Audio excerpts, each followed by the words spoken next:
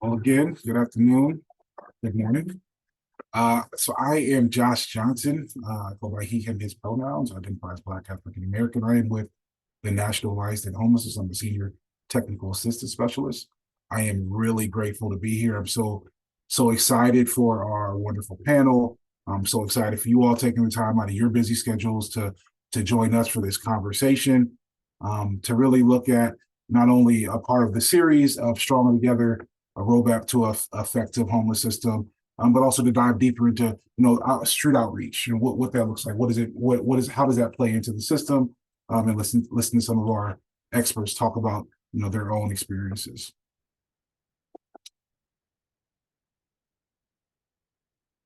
So before I dive deep into that, I just want to let you know we're representing the Alliance. We're a nonprofit organization that is focused on ending homelessness by effective policy analysis and advocacy, by research, by our training and technical assistance, in which I am a part of, all working together to end homelessness. So we get the opportunity to work alongside of folks across the country to learn and to also to teach about what's working. So again, so appreciative to be here. Also, we always want to just make sure that we are creating a space that is inviting for all. I know that you all are here because you are passionate about ending homelessness, passionate about the work, but we also strive to create a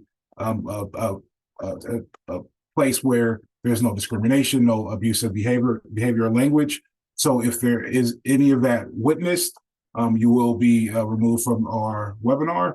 Or if you are feeling any feeling unsafe based off of things that were said, you can notify the Alliance staff on this call.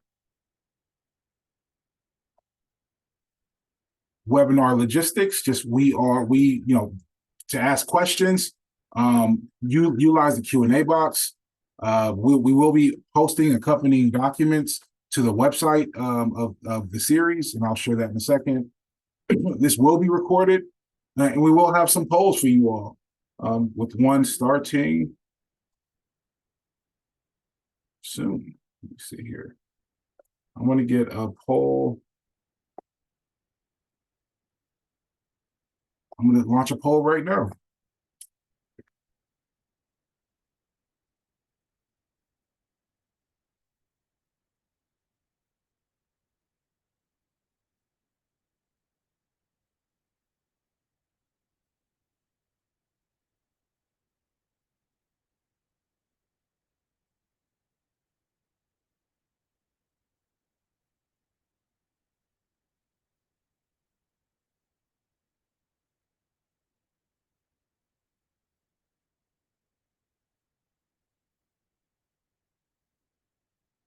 About 35% of the folks on the call have completed the poll. I'll wait to get a little higher before I close it, just to see who's all on the call and select all the roles that fit.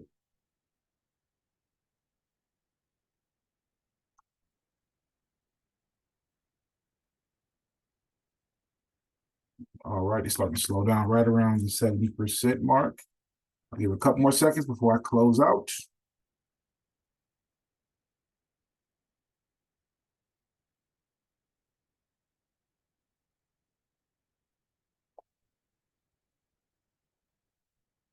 All right. So it looks like about 27% of the folks on the call are outreach case managers, 18 are program managers. We have some rapid housing. We have folks with lived experience joining us. We have emergency shelter providers, COC board members, our collaborative applicant, funders, TA providers, and then 33% are other. Let's see what majority what people are calling from. We have there's New Hampshire, Denver. I'm not gonna read all of them because there's a lot of you all, and you all have done a great job in putting in the chat, but we have some wonderful representation across the country on this call. All right, Well, thank you for doing that.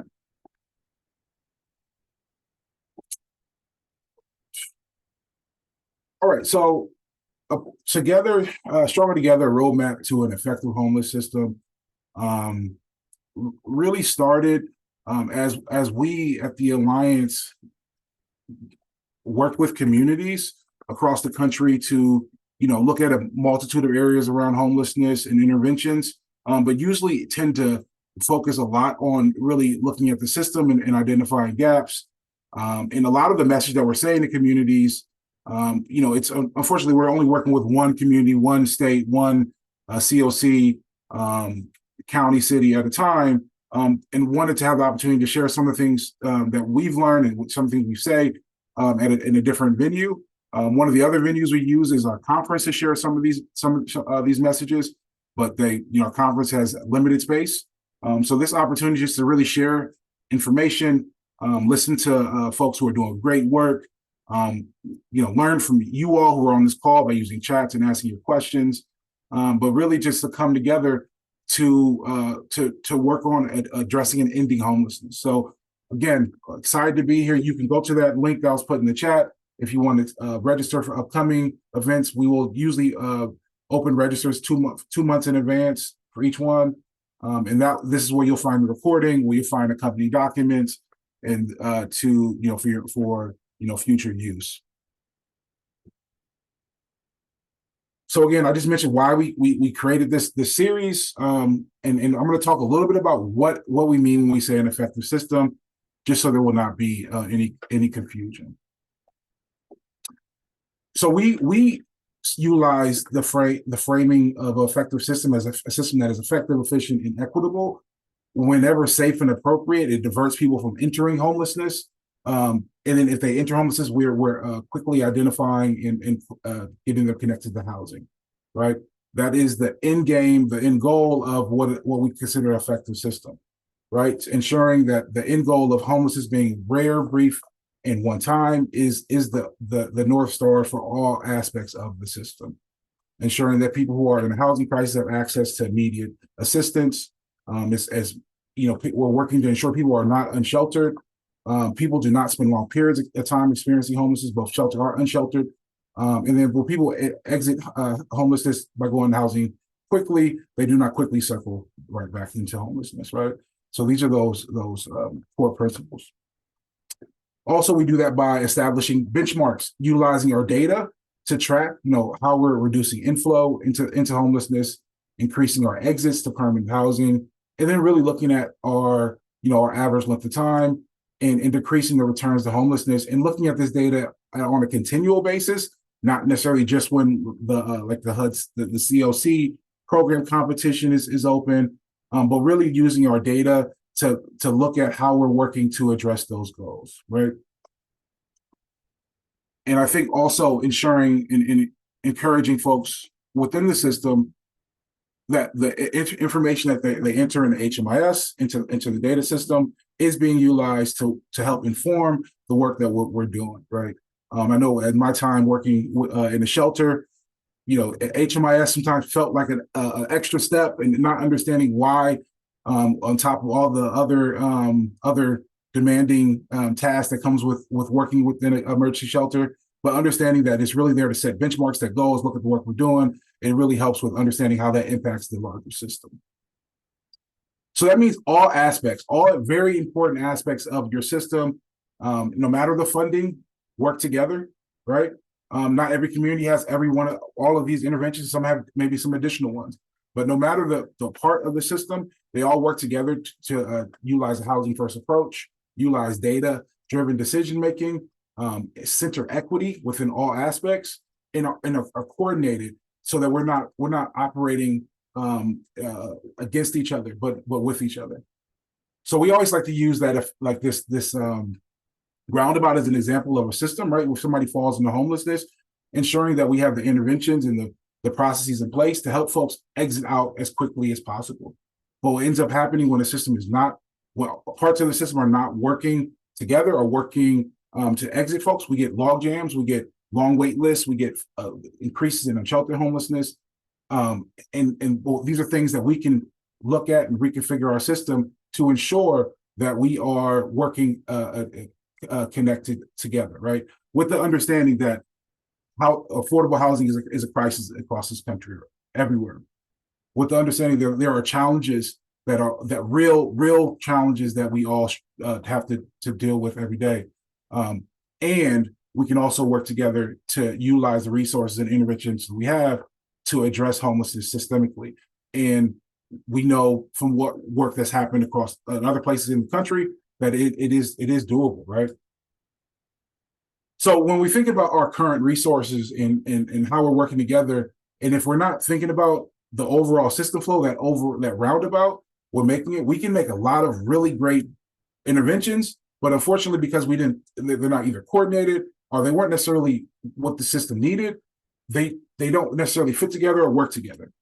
So if we do think about our system and with resource allocation, with how we are coordinated, we can operate more seamlessly. So folks are entering, if folks have to enter the homeless system, or we're able to work together to help exit them quickly.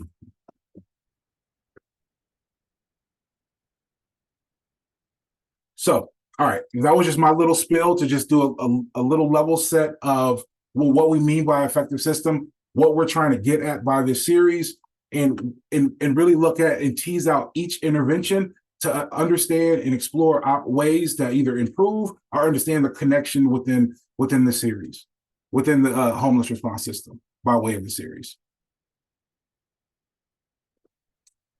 So, all right, I get to do the pleasure of handing the mic over to our moderator, Jonathan Danforth, who's a technical assistance specialist and an independent consultant from Houston, Texas.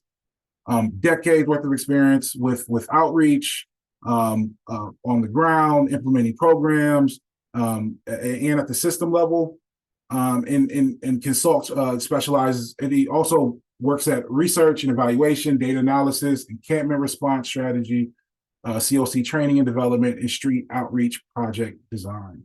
So really excited to have him. He's one who's going to introduce our panelists, and I'll stop talking there.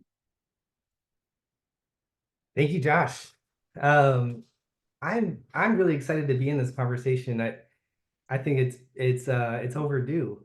Outreach has been evolving for years, and you kind of talk about it on the ground, but getting to talk about it here with all of you is the conversation we need to be having. And I want to hold space to just honor the work that outreach teams have been doing. When I encounter another person who does outreach, there's this automatic level of respect because you know it if you do it.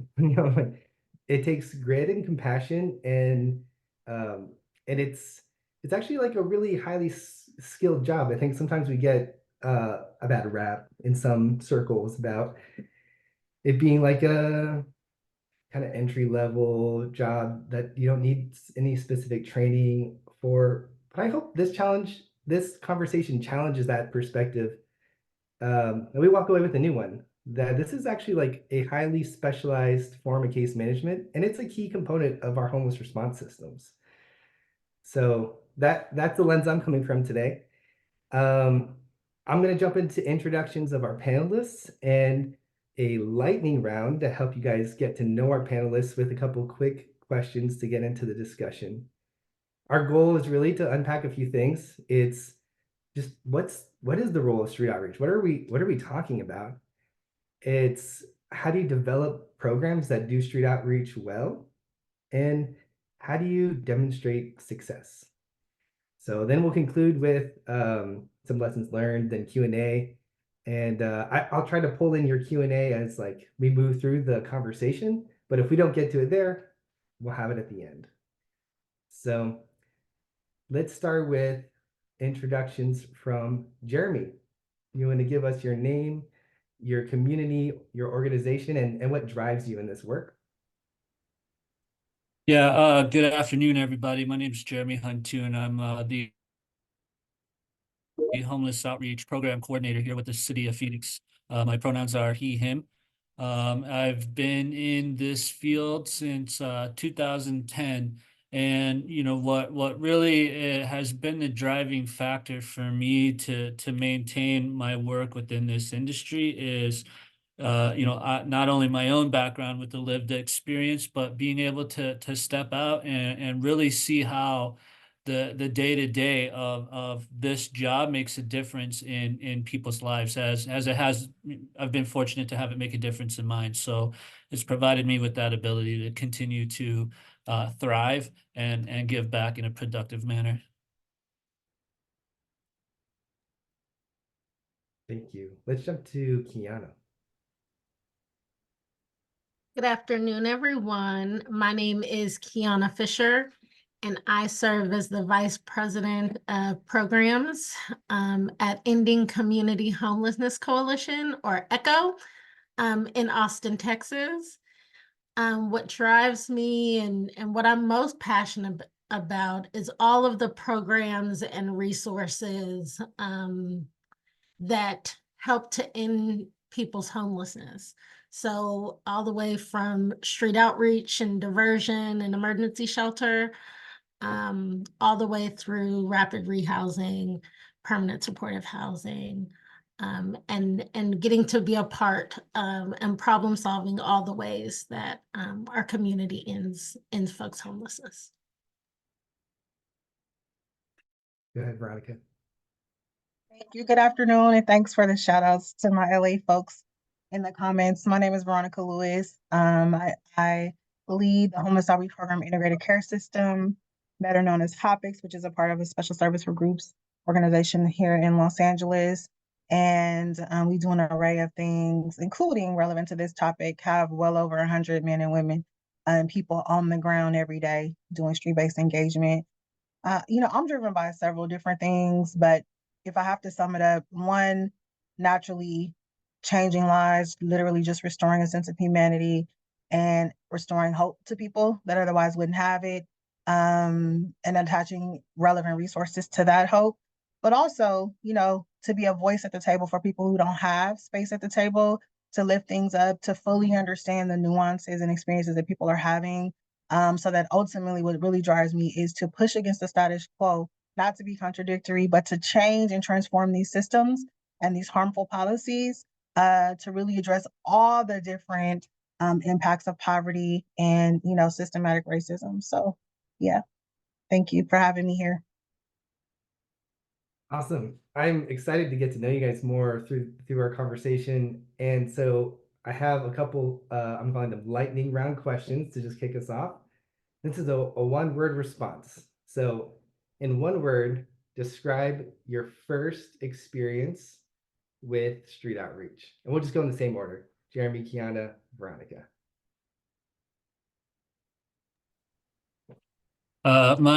I would have to say that my first outreach experience in one word would have been cautious. Mine was real. Informative. Intimidating. I throw myself in there too. And then the next one is, in one word, tell me why you're still doing this work and how long you've been doing it. In one, passion, and coming on 13 years. I'm sorry, I laughed because it cut out. I thought you said cash, right? No, passion. Sorry, not Beautiful. cash. I would say healing. And I have been doing this work for 10 years. Justice. And I've been doing this work for 20 years.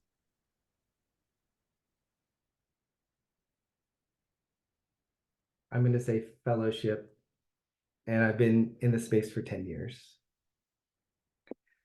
All right. Thank you for entertaining me with the lightning round questions. We're going to kick off the discussion with this first question. And Veronica, let's have you answer the first one. It's just, what is your perspective on the role of outreach in an effective homeless response system, and how has it changed over time?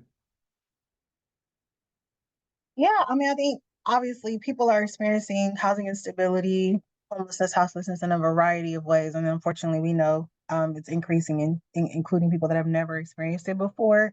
But I think the role of outreach, one is just to restore a sense of humanity to people who are often invisible and walked over and looked over and not even thought of as human beings, depending on where they may be sleeping or spending their lives, but also to stop people from dying while living on the street. And so, yes, obviously, we know that ultimately, ideally, we want to get people into whatever form of housing is appropriate and preference by them. But literally, we understand the impacts, the mortality rates keep going up. So, to stop people from dying and improve their quality of life, I know that sounds strange, but I say it all the time and I mean it, while they're living outdoors, to build a rapport so that we can help them navigate and ultimately go through the rest of the journey to be off the street long term.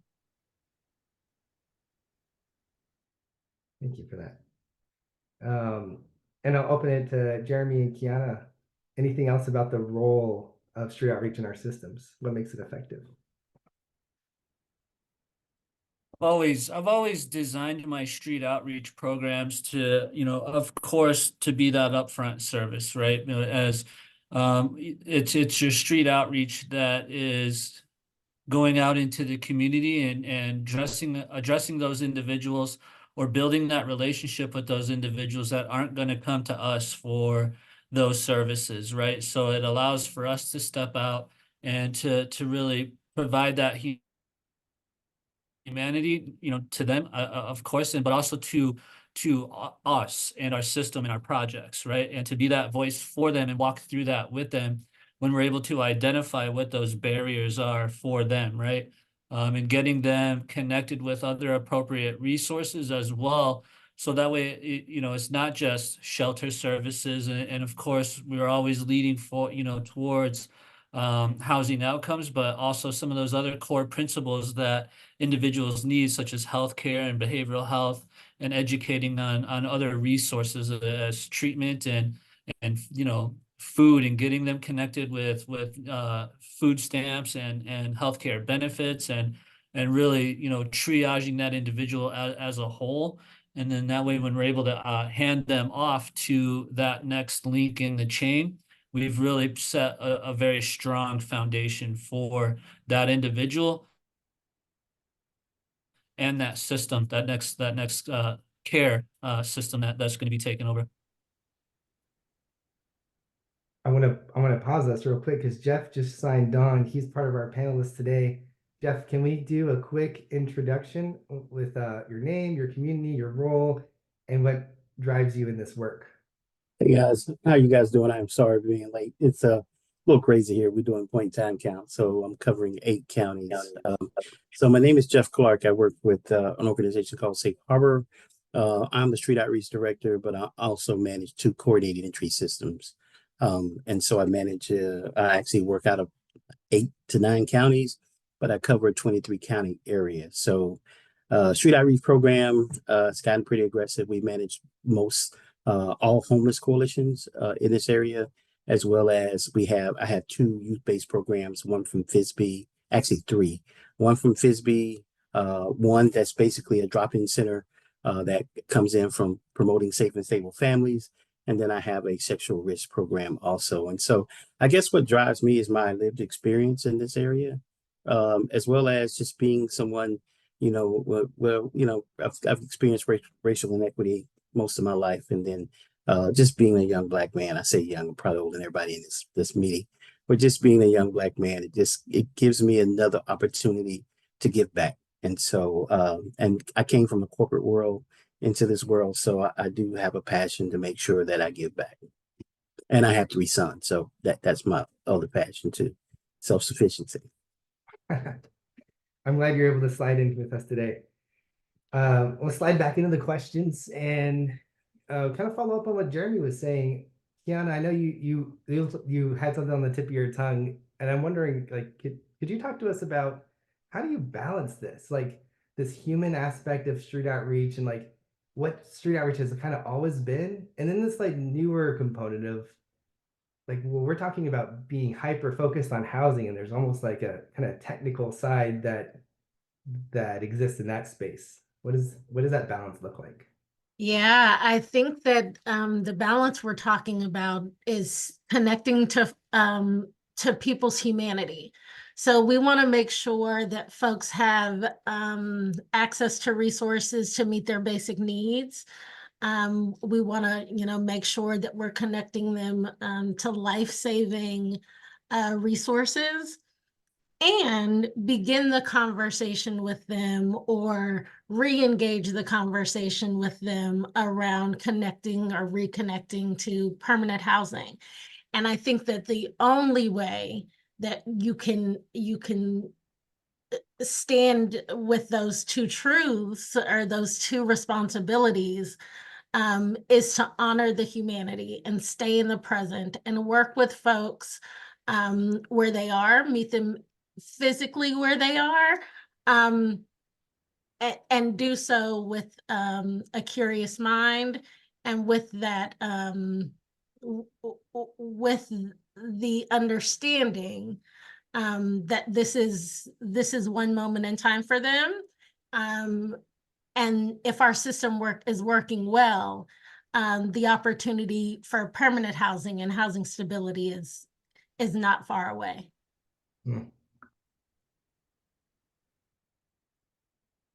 Thank you for that. Yeah, that mission of this work is, it's so important to center. I want to like lean into this piece about like we're on mission. We're like always in this work, but then like we have coordinated entry, and we have like shelters that we're trying to coordinate access to. And what do y'all do when we open this up to the whole panel? What do y'all do to make sure that that technical stuff happens well, even while working and living in the mission of this work?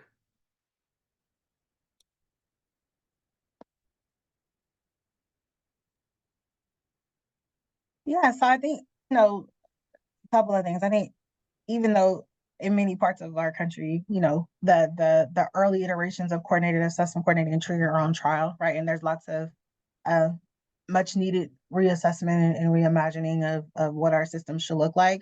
I think that the core part that has been impactful over the last 10 years across our communities is the coordination part, right? And so we all acknowledge that we have a housing scarcity across the country. We acknowledge that in many communities, there's not enough interim or even front end resources to support the people that are living outdoors. And so every time somebody says yes, they're ready to go indoors or want to, we don't necessarily have a place for them. So I just want to acknowledge, I think we're experiencing that. With that said, though, I think the coordination piece of it, in terms of looking at the system as a whole and not by fragments of your front end only, you do this, you do that, and having conversations around how people flow from one point to another, and that includes from the street into interim housing, et cetera, has allowed us to figure out how to do it more from a person-centered perspective. In addition to all the conversations related to coordination, building up more technology that allows us to not necessarily have to rely solely on person-to-person relationships, ideally, in order to get somebody placed into interim housing. And I say interim housing more, for me, that means all forms of temporary housing. That's just the term that I choose to use. But the technology piece of it, right, and really being able to assess and understand, and I think we're still working on it even in LA, not only what's available, but some of the information that addresses the nuances and the preferences and other activities happening with a particular person that allow us to understand not only what beds are available, but some other characteristics to determine whether or not they're a good fit has also been an area that we're growing in. And so again, although there may not be a lot of resources available, I think conversations and decisions about prioritization, which I know is a bad word in some spaces now, and appropriate placements, which is something that our system really didn't think about before. It was kind of like, you should accept this because this is what available, regardless of whether or not the person saying that would live there themselves. You know what I mean? So I think thinking about this from the fact that these are adults in most cases that we're talking to, and we need to create safe and appropriate and clean and thoughtful spaces is a part of the factor as well. So appropriate placements, as well as, thinking about how it's not just subjective decisions only, is where we're moving to. And there's a lot more work to do, but I think we made some progress in the last few years on that.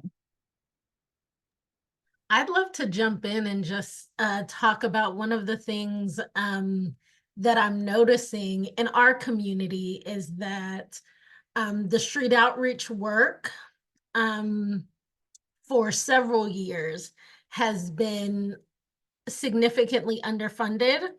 And so we were relying on volunteer organizations, a lot of awesome faith-based organizations, to do the integral, again, life-saving, trauma-informed work of meeting people in their unsheltered spaces. And I think it's super important that we recognize as ECHO is the lead agency of RCOC, and recognizing the impact of continuing to allow this front door of our system to be chronically underfunded.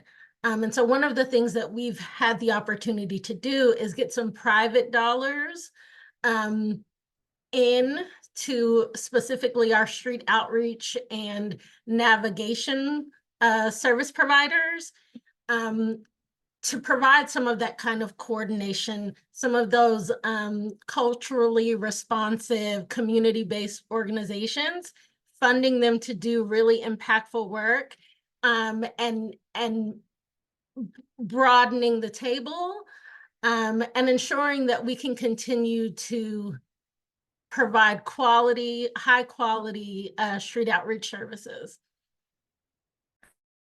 Yeah, if I may add really quick before, if Jeff was going to jump in, I think also what's critically important in terms of the coordination is, and this speaks to even your first question, part of what's happening because of the evolution of outreach, where it was, initially very transactional and not necessarily fully thought out, to all of the different varieties of teams we have now, and the coordinated entry system as a whole, is part of what's happening, because it has to, as we recognize people are saying no to the types of available resources there are, is that more in-depth outreach and knowledge and understanding of what people actually need is having an impact on our interim housing systems, right?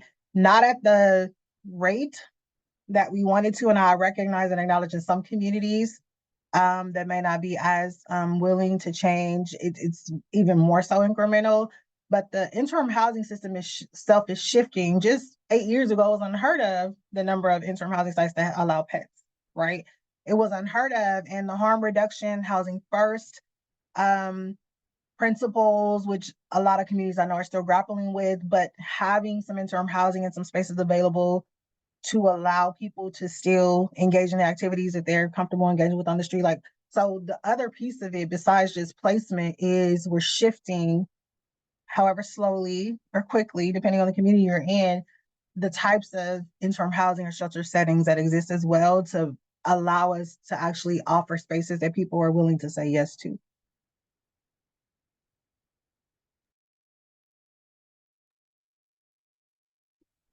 Jimmy or Jeff, do you guys want to respond? Well, let me just say, I come from a unique generation, that older group generation. I will tell you, like, I grew up in housing, and so what we see right now is we have everywhere in the world has a lack of housing. We're not just, we used to laugh about individuals in Japan and everywhere else that they were building upward, but everywhere in the world has a.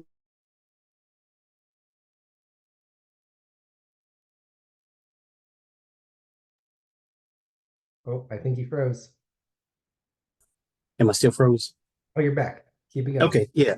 So, we never really thought that we would get into the lack of housing in this community or in these communities, right? Generationally in the past, am I still here? Generationally in the past, housing was a situation where you went into housing to become more stable, right? You went into housing to transition into permanent housing. Family generational wealth was built out of housing. And so families at that time understood that it was a temporary need. And as a culture and as a country, we didn't set ourselves up to have long-term housing for individuals that wouldn't come out and would remain there for 10, 15, and 20 years. And so with that, we also created that generational opportunity where one generation learned from the next.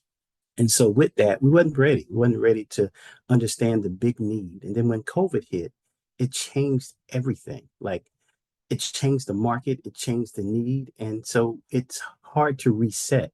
So as we now work with, coordinated entry to try to find housing that's affordable, right? And based on local, FMR and everything else, the housing market has definitely changed to where I will tell you in most cities or counties or even rural areas, just to get a mobile home with its own one wheel, it'll run you $1,000 for a 2-bedroom or 1 bedroom. And so those are things that we never understood that was going to be our downfall when it comes to the housing market, not just the interest rates, not just individuals not being able to get a housing because of barriers. It's just the lack of housing. And so as I work with these coordinated entry systems, the biggest thing is how do we become more innovative, right? Like what does housing look like today? There's a bunch of tiny home projects. There's a bunch of container unit projects that are going up. But then I think we have to redefine what housing looks like, and we have to change the voucher. We have to go back to what we had previously when we create family wealth. We create, opportunities for family to create something for their family. And so hopefully in these systems, we're able to not just support them for housing, but to support them for all the other wraparound services, employment, and just any opportunity that comes with.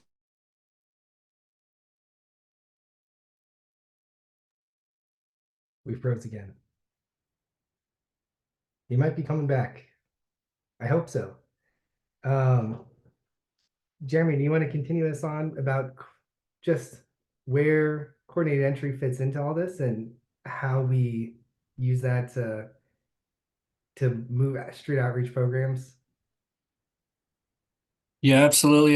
There is one thing, that Veronica and Jeff both said, though, that, as we're out in the field and working with individuals to identify services and resources like that, they're willing to accept. I think there was a few things that I personally learned during COVID is, I had a lot of clients that initially wouldn't work with me on shelter services. So I was case managing them through coordinated entry from an outreach approach. But suddenly they were coming to me willing to go into the hotel shelter opportunities, right? And that kind of got me thinking about, is there any type of architectural ideas or responses that we can have in response to where, of course, we're not going to be able to put everybody in a hotel room, but if it's a congregate or non-congregate setting, if it's a congregate barrier that we have, what can we create that kind of alleviates that congregate feel to shelter services while still allowing us to operate in a safe and healthy way? And also something else that Jeff said is, about the intergenerational wealth and what can we do on the income improvement? And this is an open question. I don't have the answer for it, especially nowadays, but what can we do to work on income improvement that doesn't simply just turn our clients into renters, but can turn them into homeowners? And it's something that is truly making a difference, not just for them, but for that family on generations to come. And then, again, to kind of briefly answer that entire question, like on how we ensure our outreach is working with coordinated entry. Of course, we do those housing assessments, but if they're not willing to take that next step into other services, whether that's that shelter, or if I'm unable to identify the next incoming permanent case management project, then it's the role of the case manager, the outreach worker, to continue to have that connection to them until coordinated entry comes along and taps me on the shoulder. So when I'm doing my coordinated entry trainings, I kind of created this little character. It's the coordinated entry fairy, and it comes up and it wands me on the shoulder, because that's kind of what it feels like is I've been selected, and I get to now move this individual into the next phase. So while we're doing that, it's still our role to maintain that connection for them and then keep them moving forward and educating them on resources and services and opportunities, and be forward thinking with them when those opportunities do come forth, that we have all of our information correct and documented, that is going to be able to have that system work for us and identify them. I love your description of just like this is like a spectrum, and there's a lot that happens in the wait time for that fairy dust to land and for the magic housing opportunity to open up, and all of the skills that outreach teams have, uh, those get used in that time. Like this is long-term work, building rapport, getting people's documentation together that maybe it's been estranged for years. So we got a question in the chat that gets at this. We had a chat question that says, outreach workers get discouraged when housing opportunities become scarce or are fully subscribed. What do you see as the posture and primary activities for street outreach who are working with folks who have been homeless for a long time and essentially are just in the waiting game? And just open it up to the group.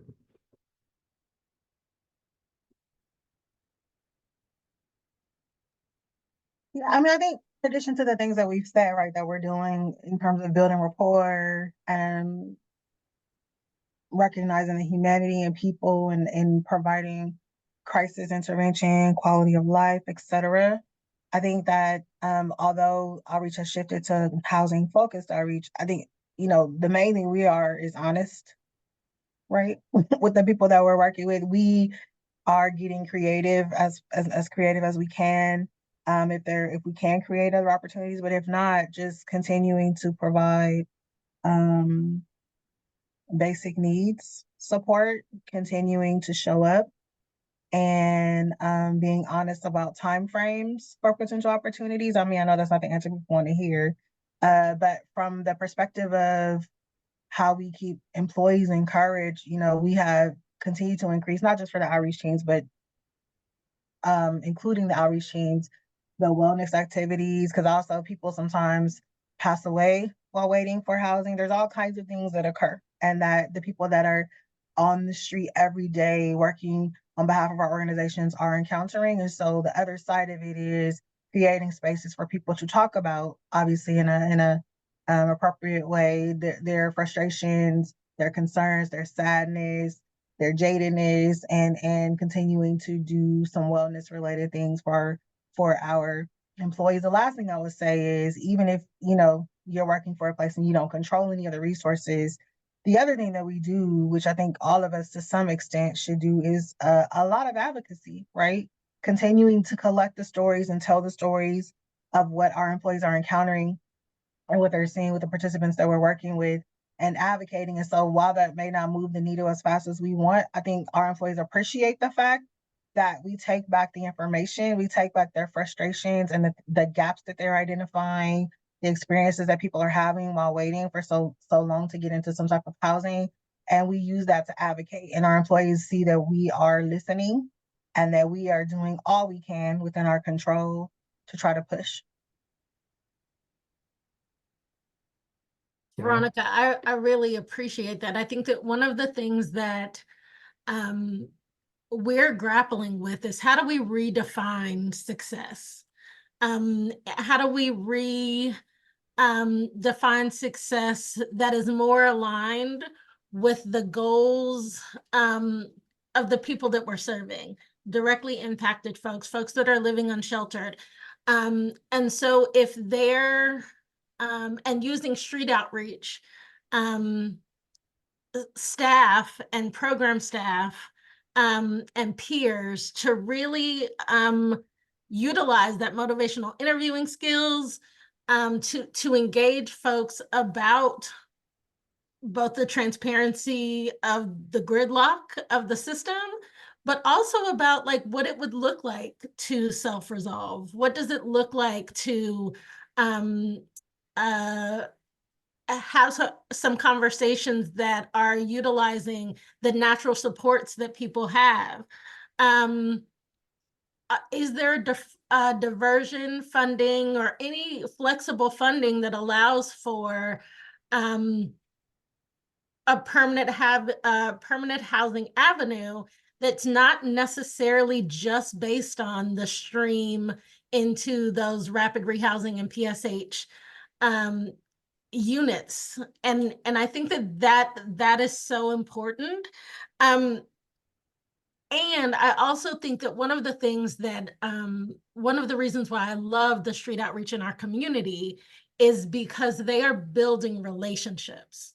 Because COVID shifted so much of the world and the service delivery of so many agencies, what I saw in our community is that community-based, Black-led organizations really started doing street outreach to help the people in their community, the people that had been displaced by gentrification, by loss of income, all of those pieces. And so they were doing street outreach as a way to engage their folks, to engage their people. And I really see how equipping those organizations with funding and technology and additional capacity building opportunities has grown the street outreach component of our system, and also is getting people service connected that might not have ever been.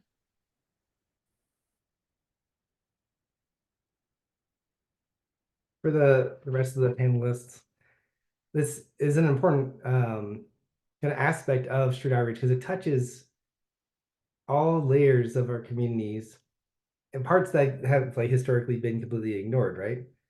And so being culturally responsive on outreach is partly a system thing, and it's partly like a individual disposition of the people doing the work.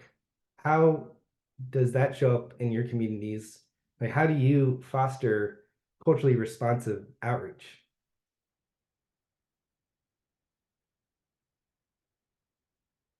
Or do it on an individual basis? Yeah, I'll get started, but I'm really interested to hear what the others will say. I think one of the things that, and I spoke about it just briefly before, it's very important to make sure that the funding, the flexible, comprehensive, both staffing dollars and direct client assistance, that funding is being prioritized for community-based Black and Brown-led organizations that are staples in those communities. A lot of folks are not going to come into a system that has caused harm or that is perceived to have caused harm.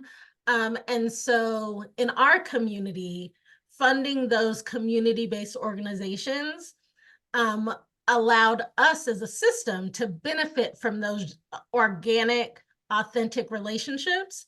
And I can't tell you how important that is to reaching folks that our system might not have ever been able to serve. Yeah, I mean, so our motto is we are the community we serve. That literally manifests itself in every aspect of the work that we do. The founder of our organization 35 years ago was somebody who was living on the streets of Skid Row, who had an idea to actually support people in the way that he knew they would respond because he was experiencing it. So he and 4 or 5 other people walked the streets. So it's in our DNA, and that's one aspect of it, though, right? And so to Kiana's point, besides a reflection of who they are, and people also having a significant amount of lived experience in addition to other professional and academic experiences that lead to their effectiveness engaging people on the street. I think the other piece I want to say a little bit more about the contracting piece, given the significant expansion of outreach. So 10 years ago, we had 2 outreach employees. Right now, I just told you we have over 100. So there's been a lot of expansion, a lot of different specialties brought in. But given that our footprint is a lot larger, we are able also to understand some of the program design, funding, restriction, policies that just don't make sense and don't allow us to serve folks. And so what we've also done, and what also has to happen to have a culturally responsive system, is that the funders, the COCs, the county departments, city departments have to listen to the provider communities and create opportunities to make the policy and funding restriction shifts that we asked for. And so thankfully, we have been, not just our organization, but many of the other ones that we work with in Los Angeles have been really successful early on, because there was this notion, right, and this long held idea of what outreach looked like, which was not many of the things we've described. There was some progress because of conversations, but it still was very narrowly focused. And very shortly after the expansion of the outreach teams, we were able to collectively say, like, this has to shift if you want us to meet the needs of the folks in a culturally appropriate and responsive way. And so that it's not just about who you hire, because sometimes, as we know, many of our employees are frustrated because we feel handcuffed by the policies and practices and the guidelines that govern how we do our work. And some of us ask for grace later and just kind of go outside of it. But if you want to be in compliance, right, it's very limiting. And so I'm grateful that one of the main components of this system work that has really shifted, because our funders have listened to us, is the outreach work that allows us to do things we would have never done before and truly take a whatever it takes approach to how we support folks. I love it. Love, love, love, love, love, whatever it takes. I'm going to pivot us here. We have 5 minutes left. I want to get a couple of Q&A questions in. And a couple of tough ones slid in. So I want to see what advice we can give to some of these communities. One person dropped into the Q&A and they said, I'm going to summarize. We're having outreach workers or staff that don't bring housing opportunities to the client because they think it's not an appropriate referral for them. What are your thoughts? Does that repeat? I'm sorry. Do you mind repeating that one more time? Yeah, we have staff in the coordinated entry system doing street outreach or working in shelters who get informed of housing opportunities for their clients, but don't bring them forward and present them to their clients because they've decided that it's not a good fit. Is there a place for that? And if so, when? Oh, so coordinated entry systems are, there's an internal piece to every program, right? The coordinated entry system and the coordinated entry leaders and whoever's leading the coordinated entry part, one of the processes is that they get to understand exactly what the internal policies and procedures are for each program. Like in my whole region, I get, if you have an SOP or TOP or emergency shelter, I have your internal policies. So a lot of times when my staff are making referrals, when there are barriers, example, in public housing, you can't have a felony in order to be housed, right? So if we're working with a person and we know they have a felony, then we're not going to do that referral, right? Because at the same time, it's a relationship between us and public housing, knowing that this client potentially won't be able to get into housing.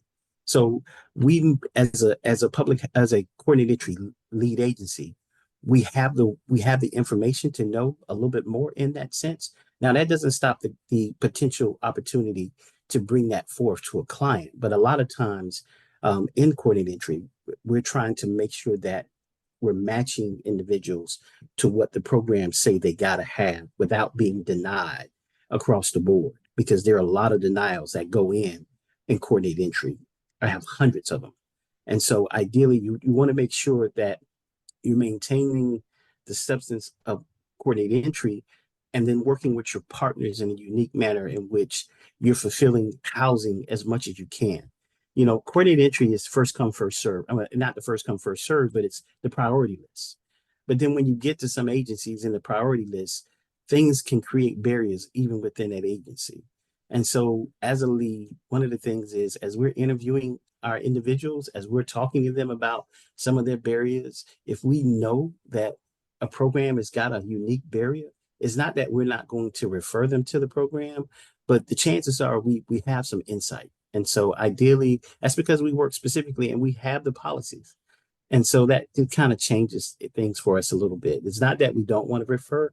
We just want to make sense that we don't waste a lot of our partners' times in saying when we know that the rejection's coming, right? And so I don't want to make that sound, oblivious to we're not. But I will tell you, we've had hundreds of denials from programs that just their internal policy allowed them not to accept someone. We know it's housing first, but some community agencies and some agencies themselves, they go on, they work separately.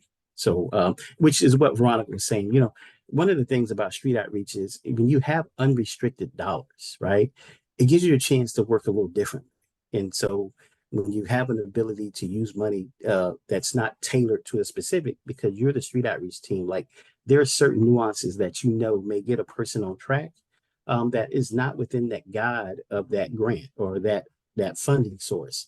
And so when we do get the opportunities to have unrestricted dollars, you'll see that some things change. When street outreach programs can manage to say, hey, we can use these dollars for this, then you'll see a big jump in some of the housing opportunities or just individuals becoming more sustainable in some areas because they'll focus on those basic needs when they're working specifically with that individual. So, Jeff, I love your wrap up on that. I want to hear what everybody has to say, but Josh will probably not invite me back if I don't hand it back to him because we're at the top of the hour. And yet, like the arc of the conversation today covered so much the value of traditional street outreach, the grit that goes into that, the like role of housing and like the tension around like what that actually is like in day-to-day life, and the ongoing effort that it takes to be culturally responsive in a world that's like sometimes feels like it's just pushing down against us in every effort to rehouse and have housing justice. Thank you guys for your time. Thank you, Josh, for having me. Hand it back to you. Thank you, Jonathan. I was going to say we actually have till the half. We have to 4:30 for our time. So if you want to keep going, we definitely can. If folks have to jump off, we totally agree.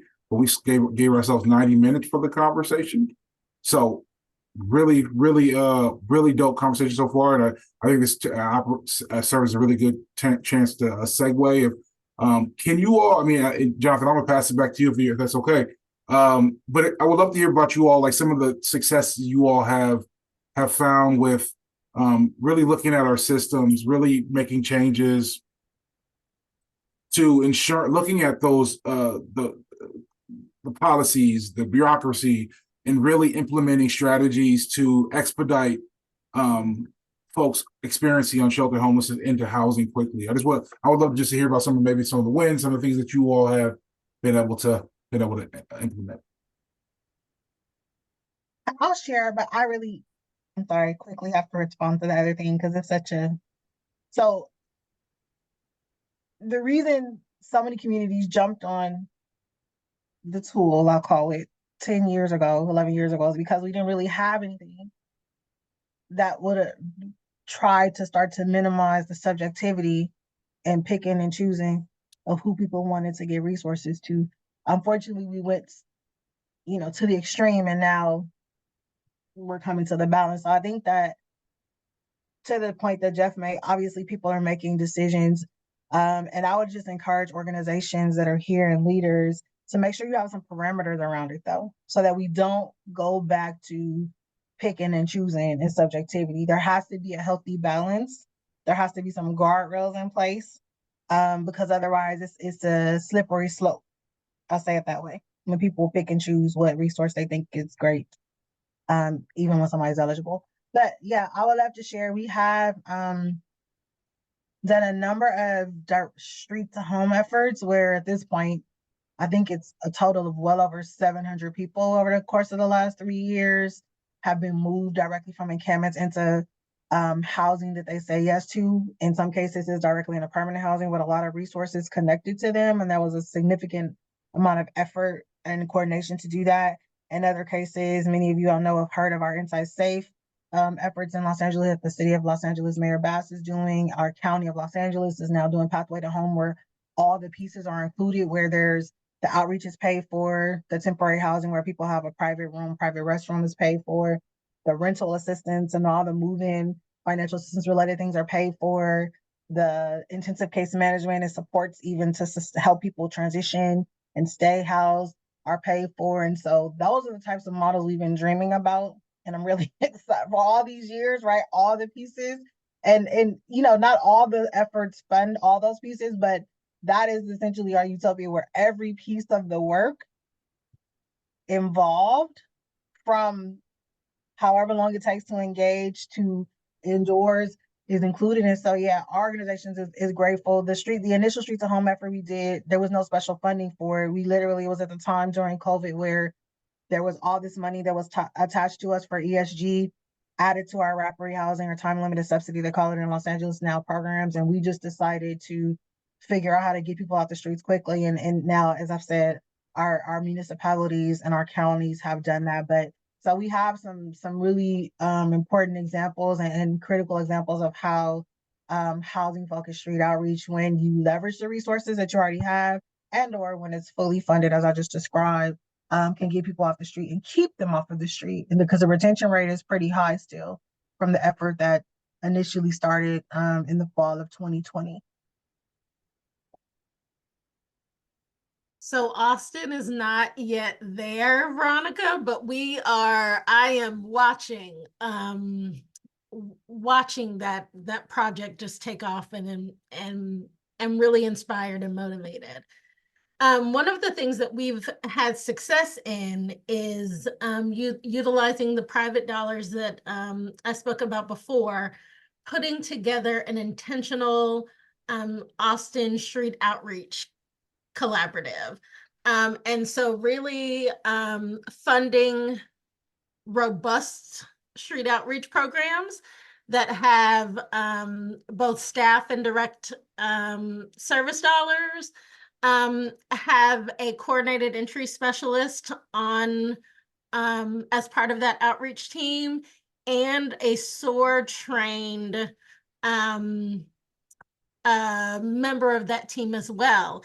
And so what we've recognized is that we are doing the spectrum. We are doing the basic needs. We are ensuring that people are connected to healthcare when needed, that they have access to food and transportation, and connected to the more clinical or more intensive services that SOAR brings. And so I think that what we have learned is, and we've had this pilot funded for about 2 years, and what we have learned is it is super important, especially in the wake of criminalization, that we are actively engaging folks, that we are going to where they are, and that we are providing culturally responsive outreach services and building those relationships.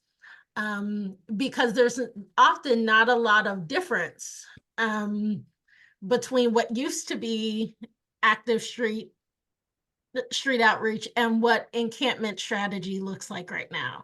And so I think that that's one of our challenges. And so we're also trying to figure out, how do we build coalition with our city government? How do we build coalition with those entities that are responsible for encampment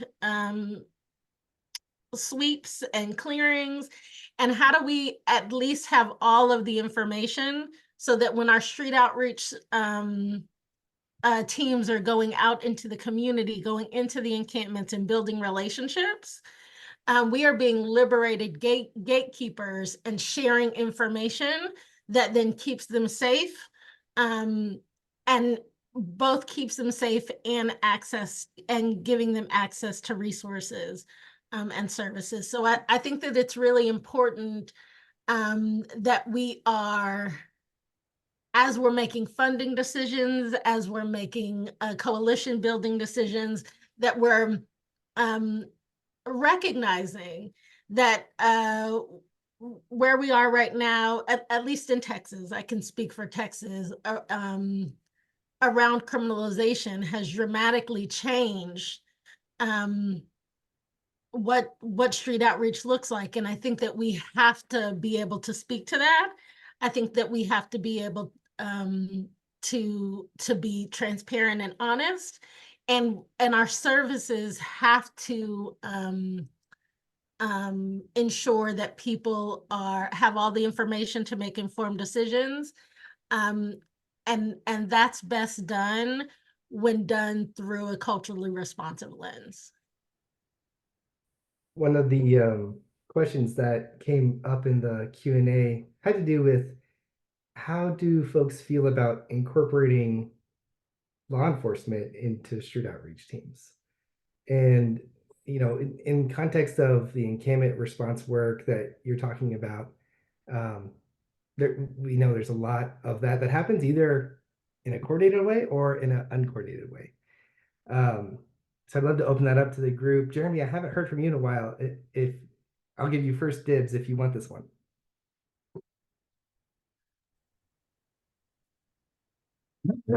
Yeah. So I've always designed my teams to be a resource for PD, not PD as a resource for us, unless there's like any very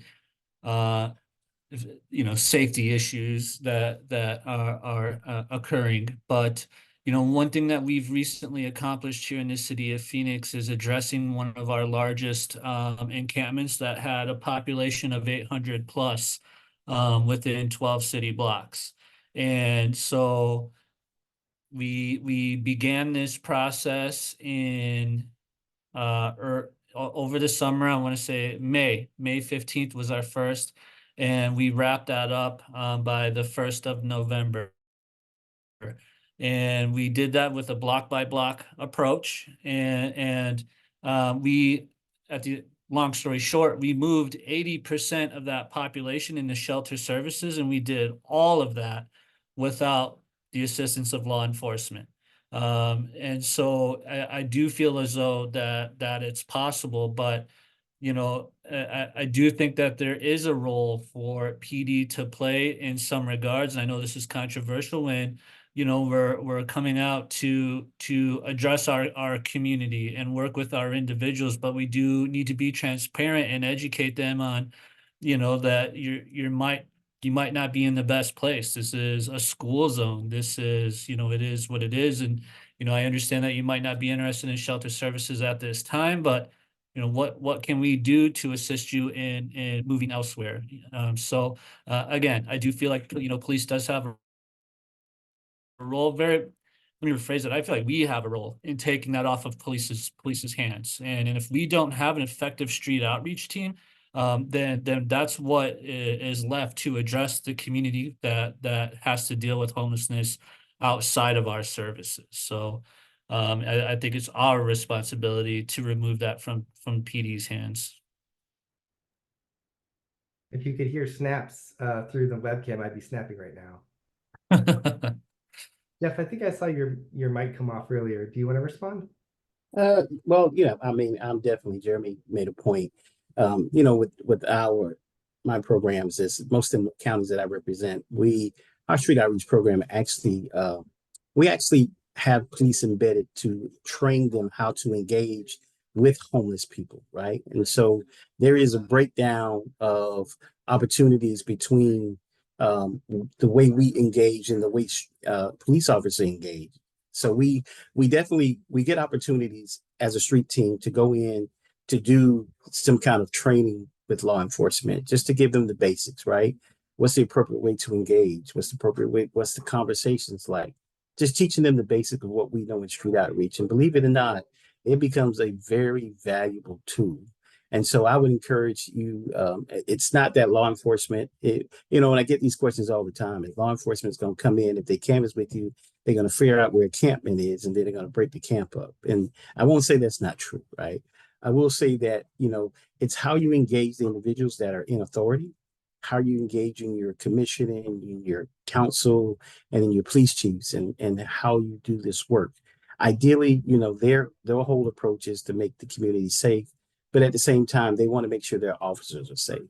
So when you provide some kind of training and engagement for them, the opportunity changes, and then the opportunity for the police to become better citizens as far as providing resources to those individuals who are homeless, it changes the whole dynamic of responding. So, Kiana and Veronica, y'all were talking about like the importance of kind of coalition building, and here I'm hearing coalition building includes like law enforcement who it does fall into this controversial area, like do we collaborate, do we not collaborate? What does it look like to build coalition in your communities where you're doing encampment response work and have to work together? Yeah, I mean, I think that we understand the role of law enforcement as public safety, right, in a variety of capacities. And so there's a couple of different ways we approach it. And it's evolved over the last couple of years. But if there are just sweeps and cleanups, right, we're not going to stand next to law enforcement, sheriff department. We're not going to stand there. We will have prepared with as much prep time as we were given by the local jurisdiction to ensure that the harm done to the people on the street is minimal. Obviously, we'll do some coordination, but it's very clear, everybody knows, we're not going to stand next to you, and we're going to make it very clear the delineation of your role and if we're here is literally to support the people, right? Otherwise, very rarely have in the lots of different encampment efforts that we've done over the last 3 years, very rarely has law enforcement had to get involved. Even obviously, if the city is doing it, naturally LAPD is somewhere in the background, but they're in the background. They're not in the forefront. They're not really visible, and they're literally there only if, and again, our engagement with them is very strategic and thoughtful. We have engaged in what's called law enforcement assisted diversion program. I believe it began in Seattle. It's expanding now in Los Angeles County. We were one of the first providers to do it, where that was interesting because it was targeted again for people who were living outdoors, in particular people who consume drugs and are engaged in sex work. But that was probably one of the closest actual collaborations where we worked closely with them and literally had case conferencing with them. But the intent of that was to mitigate incarceration for people who were cycling in and out. And so the culture of the two different sectors, the language we speak, and we learned a lot from one another, right? And finally, obviously, got to a point where the collaboration and our communication was effective. But that's probably the most embedded we've been with law enforcement because of the purpose of the collaboration. And the other thing I'll say is that because we work in because our outreach teams are out there so much, we do have rapport and relationships with either the sheriff's department or the police departments in terms of they'll call us, right, in lieu of possibly issuing a nuisance ticket. And so the rapport that we build because they've seen us, we've been consistent, we are responsive, but also firm on our position around we're going to make sure the lines are never blurred with it because we don't want to harm our relationships with the people. But law enforcement contacts us a lot to come and support, and it's clear when we show up, it's because we're showing up for the people. So it's doable. I think that organizations have to define what it needs to look like for them and stick to that, right? While breaking down the walls and figuring out if we can work collaboratively together. follow-up question. When these convenings or these coalition building initiatives are happening, who leads it? Is it y'all's agency? Is it the law enforcement? Is it the city? Like, who's the champion behind encampment response for outreach? So in our community, it is very much the city because it is tied to a city ordinance. And so I will say that I really appreciated Veronica's statement about ensuring that the roles are clear. And we can collaborate through friction, right? We have a natural friction, and I think that's healthy. But I think that there is definitely a role for street outreach agencies and street outreach teams to play. I think that there's a very clear role for city government and law enforcement. And I think that the COC and us at ECHO, our role is to make sure that we are looking at the entire system and the impact, positive or negative, that the encampment strategies have on the homelessness response system. And I think it's important just to say out loud that the system has to be really clear about decisions that we're making that are in the best interest of people experiencing homelessness, that we're making with people experiencing homelessness, and the role that we play in ensuring that laws are followed. I think it's really important that we know our role. And if you don't know your role, I think that starts with mission, vision, and values alignment. And having some of those kind of difficult conversations at a systems level. And it's okay for us to be in that friction space. I think that creative tension, that's where we're at in a lot of communities. And I think it's insightful for us, and it would behoove us to continue to kind of argue through those friction points with very clear roles around how and why we are engaging the way we do.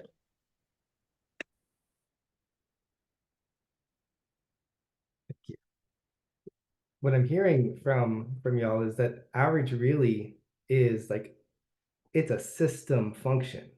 There is a fabric of outreach, and it involves relationship, it involves certain skill and ability to work with people and utilize the system. But without a clear outreach system function within your homeless response system, some of this more complicated and controversial stuff is kind of maybe a little risky to get involved with. So when you're going into planning this kind of higher level outreach system work, how do you do it in a way that's grounded in equity, that's culturally responsive, that's relevant to the people that we're serving? What's the right way to do this? So let me say, when you say right way, that's a tricky question. In anything you do, there's methods, right? Not all of them work. But the best thing about outreach is, I've seen outreach move agencies where they didn't want to be at. And so I will tell you, when you do have a great outreach program, it will take your agency somewhere that they never even thought about they were going to be, because the need becomes necessary, right? And so programmatic wise, in building an outreach program, it's really about what your mission is. And I've heard the young ladies talk about and organizations talk about their mission.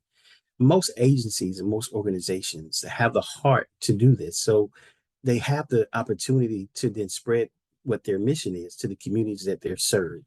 And so it then changes the fabric of that community themselves when they're sharing not just their stories, but they're sharing the opportunities that come along with their programs, right?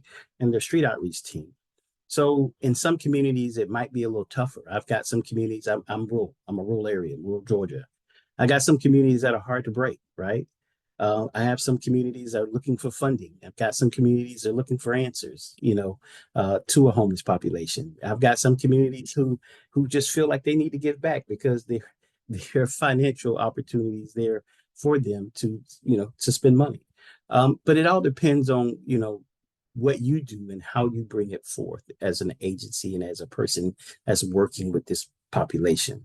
I always say that, a homeless person and a kid can tell you if you're real or not.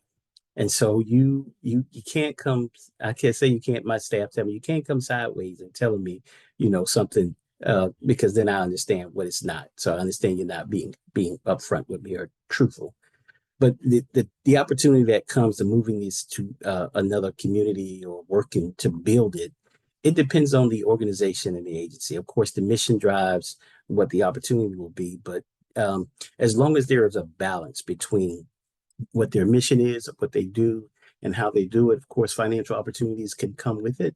But at the same time, it all depends on how the development goes. Because in some cases, it's just a simple canvassing in other communities or meeting with church leaders or talking to city and council members or county commissioners, and then talking more about your program. So in some other areas, it may be funding has come about, right? And so the funding dictates exactly what programs go there and how you do things. So it all depends on relationship with community organizations, churches, things like that. So street outreach touches everybody. I always say it touches everybody.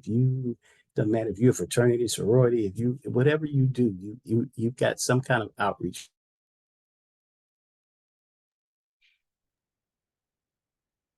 Jeff froze on us. Veronica, do you want to pick it up? I mean, I think I spoke at length about our cultural responsiveness, but there was another part to your question that I want to respond to. That prompted a few things I didn't say. So in addition to the things I talked about already, I think that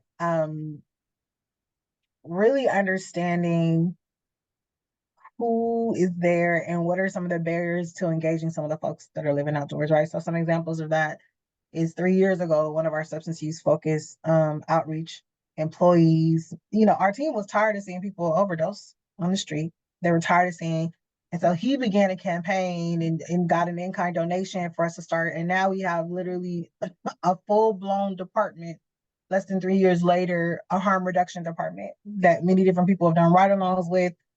And so what that has done is people that wouldn't even talk to our teams who are out there weekly, who are now giving supplies to, and I know people have different opinions, but people that were giving supplies, information, resources to, and even treatment if they're really interested in that at some point on their journey, engage with us now. So we're able to have the conversations about the housing pieces. They would never talk to us before, right? And it's opened up a whole world. Another example, again, just meeting the needs of the gaps that we're identifying. We have a significant number of Central American immigrants who will not engage with us. And so we found some funding now, trauma-informed funding to have like traditional healers and other folks that many people in that population will respond to. And so we are, in addition to the things I talked about already, understanding the gaps and doing everything we can, in particular for populations that are seemingly growing within the regions that we're outreaching to and our teams are noticing more of. We're adapting to make sure that we can meet the needs of subgroups that we may not have necessarily identified or encountered before. So we have to be listening to our team members and as leadership, making decisions and creatively thinking about how to continue to make sure we're culturally responsive to everybody that's encountered, not just linguistically, but in other ways as well. Thank you. This time, it is actually 3 minutes to the end. And so I'm going to wave Josh down. I tried to bail early. I couldn't do it. You guys were too interesting. But it is actually the end at this time. So, Josh, do you want to take over and do our wrap up? Yes. Can you all hear me? My computer decided to stop working at the end. Yep. You guys were too strong with your presentation and the words you were sharing. I just want to say that a round of applause for our wonderful panel. What you shared was so dynamic. It's so much to digest. Shout out to the folks, the attendees on the call who had the chat jumping. There was so many comments. One thing I will say before I close this out is that if you are interested in continuing to connect with the folks on the call, just put your email in the chat. We have some people who said they would love to engage. We'll figure out how to create have some type of convening maybe in the future around just folks peer learning. So put your email in the chat if you are interested in that. Again, thank you to our wonderful, dynamic, knowledgeable speakers who shared all, who dropped all the jewels on our 90-minute call. Like we couldn't even let Jonathan jump out early. It was phenomenal. Just thank you to Jonathan for moderating. Really quick, we just wanted to leave you all with just a couple high-level core components of outreach, and a lot of it was touched on and during our call today. Just really ensuring system-level coordination, ensuring outreach is embedded in coordinated entry, not only about for prioritizing folks for housing interventions, but also accessing available real-time shelter beds. Also exploring housing options, really like using housing-focused problem solving as a part of our work. Ensuring that we have resources even outside of coordinated entry to help people get housing. Has to be focused with equity and utilizing cultural humility and cultural responsive services.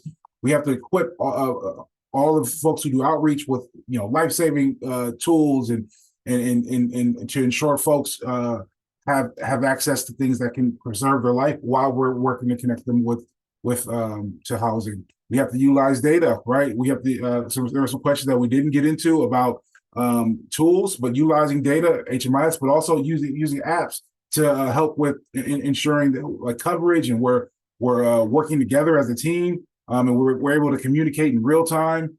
We have to utilize effective engagement. I think I saw some really great techniques in the chat mentioned earlier. We also have to prioritize.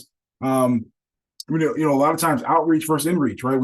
And again, it has to be flexible, but also prioritize where we're spending our time, how we're spending time, who we're engaging with, new folks versus people on a caseload.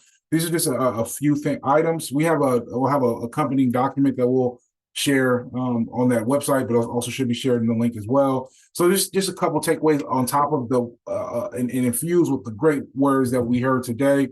And one of the things that I wanted to highlight really quick is Veronica mentioned, we know that there's a ton of issues and like things that we're seeing, there's challenges. How do we use our voice to affect change? And a huge piece of the work we do at the Alliance is advocacy. And we want to ensure you all to join what's the work, advocate with your local officials. If you need resources on how to the words, we can provide that for you, but you can go to that link and that we'll put in the chat to understand what's happening. It's a lot of things happening right now on the federal level, and I'm sure on the local and statewide level as well, that we really need your voice to fight against. So just want to share that. And then just another thank you. Here is our presenters' information as promised. Hopefully you all are not upset with me by sharing your email, but here's our wonderful presenters' information. And here's mine. If you have any questions related to the series, any topics you want to hear about in the future.